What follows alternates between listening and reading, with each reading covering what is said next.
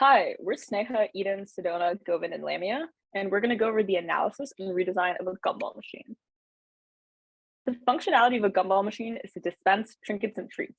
The user inserts a quarter, turns a handle, which turns the dispensing wheel. The item is then released, rolls down the spiral, and is collected by the user at the bottom of the machine. Here's an exploded view of the gumball machine. Throughout this presentation, we'll discuss and evaluate the functionality and assembly of these parts. The primary customers of the gumball machines are children who are given quarters by their adults or guardians to obtain a sweet treat. Secondary customers are adults themselves who already have the quarters but still want to obtain a sweet treat. As shown on the screen, we completed a fast diagram in order to illustrate some of the key relationships among the functions performed by our product. In our case, the task function was to dispense treats. This chart also helped us to identify some of the basic functions as well as the supporting functions as you move to the right throughout the chart. And as you move throughout the right, you can see the how relationships among the functions performed by our gumball machine. Moving on to the next slide, you can see our fishbone assembly diagram, which is an organized tree of components and subassemblies arranged in the sequence of how we would assemble them.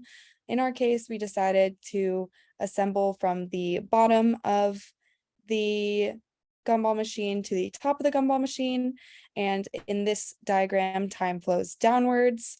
You can also see that we have a subassembly of the coin mechanism along with the handle and head in this option, as well as in the second option, more of the other later parts are combined.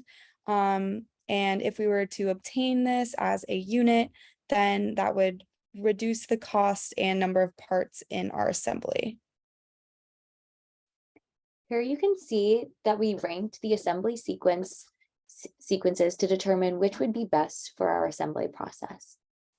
We ranked a part a 3 if we believed that it successfully met the criterion listed, and we ranked it a 1 if it inadequately met the criterion. After adding up all of these scores, we determined that sequence 2 would be best suited to our needs when we go through the assembly process. Our function component mapping matrix considers all of our functions that need to be completed and all the components that we have. Our lid and lock assure dependability, whereas our connecting tube, brush assembly, and candy wheel move our treats, and our globe and globe retainer store our treats. Our head, coin mechanism, and center tube store coins, and our spiral cylinder stores treats, and our hopper and center tube assure dependability. Our rod, money plate, cross bracket, and base plate assure dependability.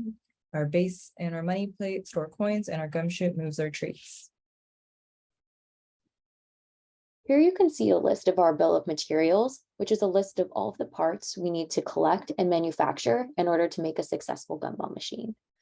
The columns to the right show estimates of how much we think each part will cost in order to make this part. After adding up the total cost of each part, we determined it would cost around $726 to manufacture. This is about 75% of the market price that's currently on the market, which is a little bit higher than what we expected. And this is probably due to an overestimation in the material cost and the tooling cost. Here you can see a list of the assumptions we made in order to make these rough estimates for our costs.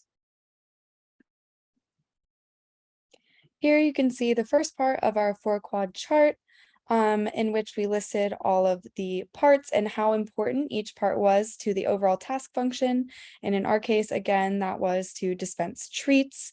And then based on the importance of the part, along with the cost to manufacture, we determined to either keep the part as it was, to redesign the part, or to fully eliminate the part. So as you can see here, we eliminated the candy wheel, redesigned a few of the other parts, and kept most of these parts the same and just redesigned the head plate.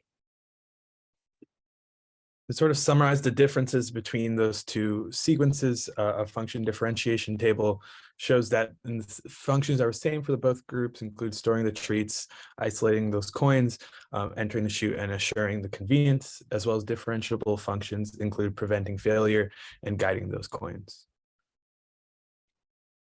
In terms of specifically the parts that are common, such as the platforms would include the lid, the lock, the globe, the hopper, as well as the head plate. Things that would be different, like the modules, will be the handle, spiral cylinder, gumshoe, amongst others. To further visualize those differences, sequence one are these blue dots is sort of the commonalities between them two, as well as the green dots, the alternate sequence or the alternate part that is shown. The next three slides, you'll see those as to start the globe retainer,